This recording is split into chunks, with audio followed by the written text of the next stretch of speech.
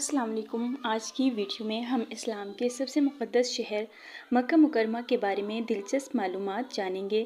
مکہ مکرمہ کہاں واقع ہے؟ مکہ مکرمہ سعودی عرب کے مغربی حصے میں واقع ہے۔ یہی وہ شہر ہے جہاں اسلام کا آغاز ہوا اور جہاں ہر سال دنیا بھر سے لاکھوں مسلمان حج اور عمرہ کے لیے آتے ہیں۔ خانہ کعبہ۔ مکہ مکرمہ کی سب سے اہم جگہ خانہ کعبہ ہے جو مسجد الحرام کے درمیان واقع ہے۔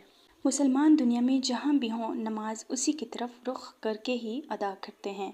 خانہ کعبہ کس نے بنایا؟ اسلامی روایات کے مطابق حضرت ابراہیم علیہ السلام اور ان کے بیٹے حضرت اسماعیل علیہ السلام نے اللہ تعالیٰ کے حکم سے خانہ کعبہ کی تعمیر کی۔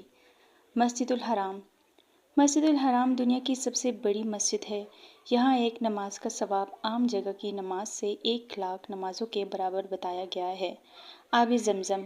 خانہ کعبہ کے قریب زمزم کا کنواں موجود ہے۔ یہ وہ مبارک پانی ہے جو اللہ تعالیٰ نے حضرت ہاجرہ علیہ السلام اور حضرت اسماعیل علیہ السلام کے لیے جاری فرمایا اور آج بھی لاکھوں لوگ اس سے پانی پیتے ہیں۔ حج اور عمرہ۔ ہر سال لاکھوں مسلمان مکہ مکرمہ آ کر حج اور عمرہ ادا کرتے ہیں۔ حج اسلام کے 5 ارکان میں سے ایک ہے اور استطاعت رکھنے والے مسلمان پر زندگی میں ایک بار فرض ہے۔ مکہ مکرمہ ہر مسلمان کے دل کے قریب ہے۔ اللہ تعالیٰ ہم سب کو بار بار مکہ مکرمہ اور مدینہ منورہ کی حاضری نصیب فرمائے۔ آمین۔